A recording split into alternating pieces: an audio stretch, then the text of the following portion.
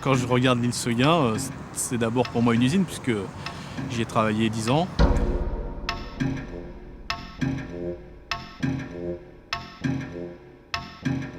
Pour moi, c'est le témoin d'une structure industrielle d'avant-guerre ou de juste après la guerre, totalement dépassée. Une sorte de monument urbain, parce qu'en fait, quand on le voit à Seychelles, c'est 1 kilomètre de long, c'est quelque chose d'un peu monstrueux, il faut bien le dire, mais dans le bon sens du terme.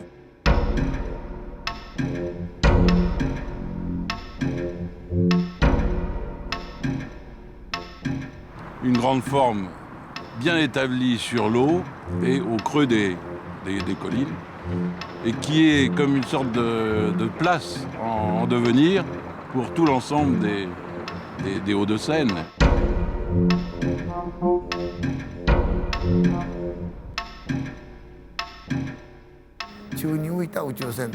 C'est un lieu où j'imagine construire un vaisseau spatial qui à la fois flotterait sur l'eau et en même temps serait suspendu dans les airs.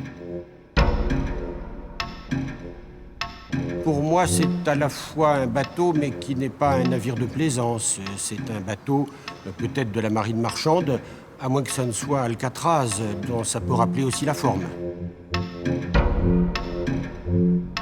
Si je la regarde, c'est affectif et j'ai pas de vision d'architecture, les images de bateaux.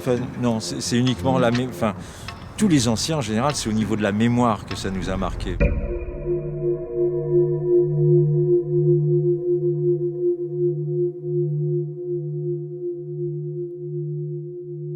Boulogne-Billancourt, à l'ouest de Paris, c'est le siège historique de l'entreprise Renault qui y est née en 1898. Au fur et à mesure de son développement, Renault s'étend sur l'ensemble du quartier de Billancourt, puis franchit la Seine en investissant l'île Seguin. Une première usine ouvre sur l'île en 1929 et elle va s'agrandir jusqu'à occuper les 11 hectares de sa superficie. Billancourt devient à partir des années 30 une des plus grandes usines automobiles du monde. Elle couvre 100 hectares, 40 000 ouvriers y travaillent.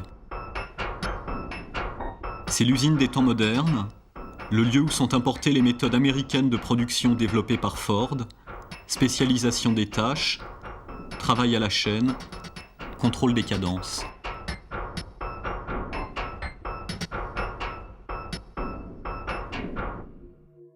Après 63 ans d'activité, l'île Seguin ferme ses portes en 1992. 10 ans plus tard, l'usine est toujours là, elle se dresse dans une boucle de la Seine à 4 km de Paris. Le site est très convoité et c'est finalement l'homme d'affaires François Pinault qui va y lancer le premier chantier. Il a décidé d'installer sa fondation pour l'art contemporain sur la pointe aval de l'île. Le bâtiment doit être construit par l'architecte japonais Tadao Ando.